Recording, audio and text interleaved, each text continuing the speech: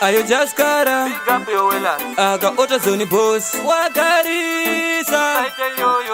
iwe nanitazanganiswa nenguva yaMwari asi ngwarira dzaunoti ndo dzakosha Mwari koshesa rudo kwete kumhanyisa iri mari zvinoti ndetsangozvipira kuna Mwari akuvafadze kokukukura kwedu musha vamwe kuparadza dzimba chako dzitori shasha vanenge vakupfurira kuona vakundishusha imba ine rudo amboitirana kana hasha kuvafadze kokukukura kwedu musha vamwe kuparadza dzimba chako dzitori shasha vanenge vakupfurira kuona vakundishusha imba ine rudo amboitirana kana hasha sebhasikoro tasvika pamakata ingoraidza zvinyoronyoro haungabvire moto uchikuchidzira uni nyoro vakamusha kumboindira kana kuchikoro haumboite zvemasanga sekutamba dzoro mufaro wangu ngauve mufaro wako kuchema kwangu ngakuve kuchema kwako nhamo dzangu ndoda dzive nhamo dzako fanika hutosenda kunakuvabaze kokukukura kwedu musha vamwe kuparadza dzimba chako dzitori shasha vanenge vakupfurira kuona vakundishusha imba ine rudo amboitirana kana hasha kuvafadze kokukukura kwedu musha vamwe kuparadza dzimba chako dzitori shasha vanenge vakupfurira kuona vakundishusha imba ine rudo amboitirana kana hasha umboripi kwakaenda iko kure kure makumbo angu arebesa vanikayo ure kure chitindikana navira zvimwe ndikakuona nekuti ndiwe werudo rwangu dhokotera iwe nanitasanganiswa nenguva yaMwari asi ngwarira dzaunoti ndo dzakosha Mwari koshesa rudo kwete kumhanyisa iri mari zvinoti ndetsangozvipira kuna Mwari akuvafadze kokukukura kwedu musha vamwe kuparadza dzimba chako dzitori shasha vanenge vakupfurira kuona vakundishusha imba ine rudo amboitirana kana hasha kuvafadze kokukukura kwedu musha vamwe kuparadza dzimba chako dzitori shasha vanenge vakupfurira kuona vakundishusha imba ine rudo amboitirana kana hasha sebhasikoro tasvika pamakata ingoraidza zvinyoronyoro haungabvire moto uchikuchidzira uni nyoro vakamusha kumboindira kana kuchikoro haumboite zvemasanga sekutamba dzoro mufaro wangu ngauve mufaro wako